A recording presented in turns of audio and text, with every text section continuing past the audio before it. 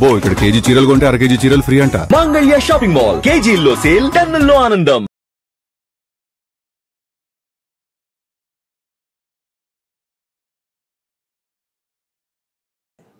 మేము లేకుండా తీసుకుంటాం, లేక తీసుకుంటాం.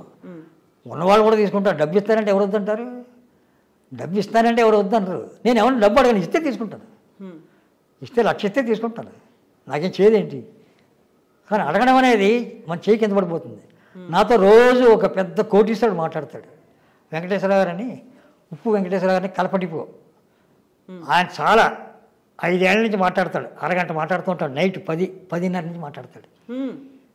ఈ రోజు వరకు కూడా ఆయన నాకు డబ్బులు ఇవ్వండి, ఇబ్బందులు ఉంది, నాకేదో అప్పు ఇవ్వండి లేకపోతే అని అడగలే. ఆయన ఏడాదికి ఒకసారి ఇంటికి తీసుకెళ్తాడు 2 సార్లు. తీసుకెళ్ళి చాలా గౌరవం కూర్చోబెట్టి కవర్లో పెట్టి ఒక 5,000 10,000 పెట్టి కాల నమస్కారం పెట్టి వైఫై అయినా ఇస్తారు. ఇప్పుడు ఇన్నేళ్ల నుంచి మీరు ఇండస్ట్రీలో ఉన్నారు, ఒక సీనియర్ జర్నలిస్ట్గా సంపాదించడే అడుగుతారు. అంతే, సంపాదించడం కాదు, ఇంతమంది ఫ్రెండ్స్ని సంపాదించుకున్నారు కదా, వాళ్ళందరూ మీకు హెల్ప్ చేయడానికి రాలేదు ఆ టైంలో? ఇక్కడ నుంచి హైదరాబాద్ వెళ్ళిపోయిన వాళ్ళు ఉన్నారు, ఇక్కడే సెటిల్ అయిన వాళ్ళు. మాదాల రవీన్ ఉన్నాడు ఒక ఆయన, మాదాల గారు కొడుకు. ఆయన చిన్నప్పుడు తెలుసు, నేను ఆయన చిన్నప్పుడు తెలుసు. ఆయన విశేషంలో నెంబరు, ఆయన పెద్ద డాక్టర్. ఆయన 50 సార్లు ఫోన్ చేశాడు, మీ నెలలకి ఏమైనా పంపుతానండి అని. మీ నెలలకి ఏమైనా పంపుతానండి, మా నాన్నగారి ఫ్రెండు అంటే నాకేం వద్దులేండి అని చెప్పేశాను. నాకు పంపించేవాడు, నేను డబ్బులు పంపుతున్నాను, మీ నెంబర్ చెప్పండి అని చెప్పాలి. మీ బ్యాంక్ నెంబర్ చెప్పండి అంటే అప్పుడు చెప్తాను. శ్రీదేవి కృష్ణప్రసాద్ గారు ఉన్నారు, ఆయన ఇక్కడ లేకపోయినా ఇక్కడ ఉన్నంతసేపు ఆ పిక్చర్లో ప్రతి పిక్చర్లో వేషం ఇచ్చేవాడు. తర్వాత హైదరాబాదు తీసుకెళ్ళడం కష్టం నేనే ఆలోచించాను. నన్ను హైదరాబాద్ ఎందుకంటే తీసుకెళ్ళడం ఖర్చులో అవుతాయి, మీరు హైదరాబాద్ వెళ్ళిపోయారు కదా, నాకు వద్దులేండి అంటే పిక్చర్ మొదలుపెట్టిన రోజుని నాకు 5,000 రూపాయలు బ్యాంకులో వేస్తాడు. ఇప్పటివరకు జరుగుతూనే ఉంది అది. 6 ఏళ్ళు 7 ఏళ్ళ నుంచి ఆయన ఏ సినిమా తీసినా పంపిస్తాడు. మీరు ఆ సీనియర్ నటులు ఎన్టీఆర్, ఏఎన్ఆర్తో అప్పుడు ఆ టైంలో అసోసియేషన్ అనేది ఉంది, జర్నలిస్ట్గా ఉంది. ఆ తర్వాత కృష్ణ, శోభన్ బాబు, ఆ తర్వాత వచ్చినటువంటి యంగ్ జనరేషన్, వీళ్ళందరితో ఉంది కదా.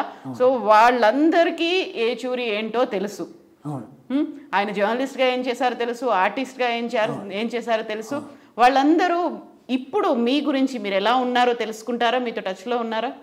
టచ్లో పాతాళ్ళు ఎవరు లేరు కదా. పాతవాళ్ళు ఎవరు లేరు, వాళ్ళు వెళ్ళిపోయారు. కొత్తవాడు ఆడే గొప్పవాడు అనుకుంటాడు కదా నాకంటే. కొత్తవాడు నాకంటే గొప్పవాడు సీనియర్ అనుకుంటాడు కదా, సీనియర్ కదా. హైదరాబాదు మెడ్రాస్లో ఏదో కొన్నాళ్ళు పనిచేసి నానాబాదప్పుడు హైదరాబాద్ పోయాడు. ఇప్పుడు అక్కడ సీనియర్ కదా. అప్పుడు నేను ఎందుకు గుర్తొస్తాను అడిగి? అది నన్ను తలుచుకుంటాడు ఏంటి? నన్ను తలుచుకోడు కదా. ఈ మధ్యన ఎవడో ఇబ్బంది రామారావు అని, ఇబ్బంది రామారావు ఆయనకి ఎందుకు సన్మానాలు చేస్తున్నారు అన్నాడు నాకు. ఆయనకి ఏం తెలుసని సన్మానాలు చేస్తున్నారు అన్నాడు. అవతరాళ్ళు నాకు చెప్పారు, అదేదో ఆయనకి చెప్పబోయా, నన్ను అడుగుతావేంటి, ఆయనకే చెప్పండి అంటే బాధడానికి వెళ్ళారు. మా గురువు గారు అయినా ఆయన గురించి కాదన్నాడు. ఎందుకంటే ఒకళ్ళ నోట్లో నోరు పెడితే మనం కంపు అవుతాం. ఒకడు నన్ను విమర్శించాడు, ఎవడో విమర్శించలేదు నన్ను విమర్శించారని ఎప్పుడు. ఈ మధ్యన అరెస్ట్ చేసి వదిలేరు మాయశేషంలో లేడీ ఆర్టిస్టు హేమ, హేమ రాజోలు షూటింగ్కి వెళ్తే హేమని అతన్ని కొంతమందిని తీసుకొచ్చేవారు గ్రూపులో వేషాలు వేయడానికి. అప్పుడు చూసాను హేమని. అప్పుడు ఆవిడ పేరు కృష్ణవేణి అనుకుంటాను. అలా 4-5 షూటింగ్లు నేను చేసిన తర్వాత 5వ షూటింగ్లో ఏజెంట్తో వచ్చేసి జూనియర్ వేషాలు వేస్తాం అదే సప్లైర్ ద్వారా. మన ఈతరం బాబు గారి పిక్చర్లో యాక్ట్ చేస్తాం. నైట్ షూటింగ్ ఒంగోలులో. మీ ఇద్దరు ఇలా కూర్చుని అది పెద్ద ఆర్టిస్ట్ అయిపోద్ది అన్నాను నేను. మనకి అందదన్నాను. అలాగే ఉంది, కనిపిస్తుంది, అచ్చ కాళికాదేవిలాగే ఉంది, అందంగా ఉంది. నిజమేనంటారా? ఏదో మీరు చెప్తే కరెక్ట్ అన్నాడు. కరెక్ట్ ఏంటి, 1 ఇయర్లో పెద్ద ఆర్టిస్ట్ అయిపోద్ది, చూస్తూ ఉన్నాను అన్నాను. ఆడు పిలిచే ఏజెంట్ని, దీన్ని కంపెనీ ద్వారా వేషాలు వేయించు, ఇది పెద్ద ఆర్టిస్ట్ అయిపోద్ది, సప్లై నువ్వు వేషాలు వేయించుకో, మా దాంట్లో కంపెనీ డబ్బులు ఇస్తాం అని చెప్పి కంపెనీ డబ్బులు ఇచ్చాడు. తర్వాత నా కూతురుగా వేషం వేసి అవకాశం దానికి కలిగింది. యూనియన్ లీడర్ అని ఒక ఆయన తీశాడు, అది కూతురు నేను తండ్రి. అదే లాస్ట్. ఆ అమ్మాయిని చూడడం కూడా లాస్ట్. అయితే తర్వాత హైదరాబాద్లో ఒకసారి చూశాను. ఆ కేసుల్లో ఇరుక్కుంటే ఆ రోజు నేను భోజనం చేయలే. ఎందుకు? అనేది టిఫిన్ చేయలే, అది టీవీలో చూస్తూ అనవసరం కేసులు ఇరుక్కుని దీని మీదే కాదు, అందరికీ ఏడుపు వస్తున్నట్టుంది. పైకి వచ్చి వాళ్ళని చూస్తే కింద వాళ్ళకి కొంచెం ఏడుపు వస్తూ ఉంటుంది. దీన్ని ఇరికించారు కాబోలు ఇది బయటకు వచ్చేస్తుంది, బయట వాళ్ళు సాయిబాబు బయటకు తెప్పించేదని మనసులో కోరుకున్నాను. అలా బయటకు వచ్చింది. అయితే మేము విన్నాము ఏచూరి గారు రివ్యూలు రాయడం అనేది కూడా పోస్ట్ కార్డ్ రివ్యూలు రాసేవాళ్ళని. పోస్ట్ కార్డ్ రివ్యూలు 1 year రాశాను. 500 లెటర్ల మీద, 500 పోస్ట్ కార్డుల మీద రాసేవాడిని. ఎందుకు అలా? ఎందుకు అంటే టాక్ తెలియ మొత్తం ఆ టాక్ తెలియడం కోసం నేను టాక్ కరెక్ట్గా రాసేవాడిని. ఫ్లాప్ అయితే ఫ్లాప్ అని రాసేవాడిని, సక్సెస్ అయితే సక్సెస్. అంతే డేగవాళ్ళగా ఫ్లాపు అని రాయడాడు, సూపర్ హిట్ హిట్ డబ్బులు ఇస్తారు కదా, నేను డబ్బులు తీసుకోనుగా. అంచేత నాకు అంత బాధే ఉంది, ఆ డబ్బులు తీసుకోను నేను. అంచేత నేను ఉన్నది నోట్ రాస్తాను, ఉన్నది నోట్. టాలెంట్ నా లక్ష్మీకాంత్ అనే ఒక ఆయన ఇచ్చాడు కొత్తగా, వచ్చి నాకు తగిలాడు. వెంటనే రేపు మిమ్మల్ని ఎంఎస్ రెడ్డి గారి దగ్గర తీసుకెళ్తాను నేను అని చెప్పి తీసుకెళ్ళాను.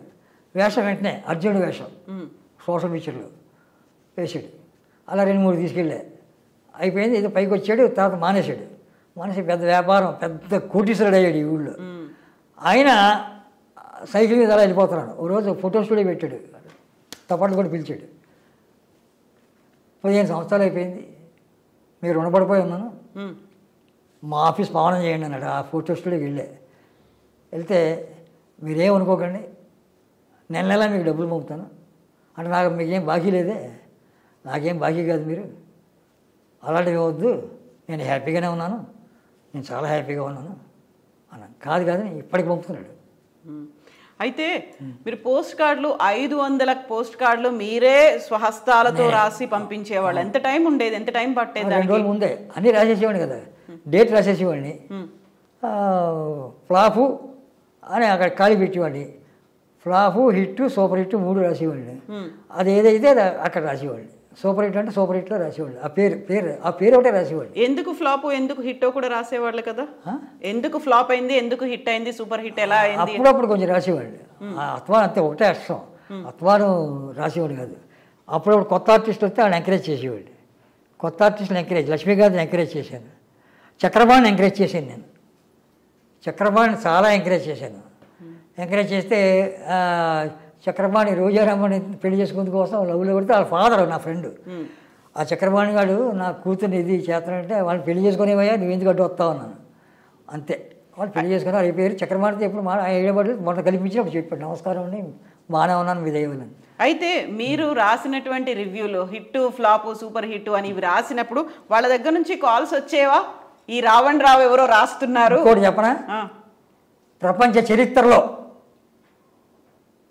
చరిత్రలో ఒక జర్నలిస్ట్ అంటే భయపడేవారు. ఒక జర్నలిస్ట్కి అది నేనే ఎప్పటికీ భయపడతారు. నేను భయపెట్టను, నేను ఇక్కడే ఉన్నాను కదా, నేను దేవుళ్ళ బతుకుతున్నాను, చేయి చూపించి. ఎవరితో నాకు సంబంధం లేదు.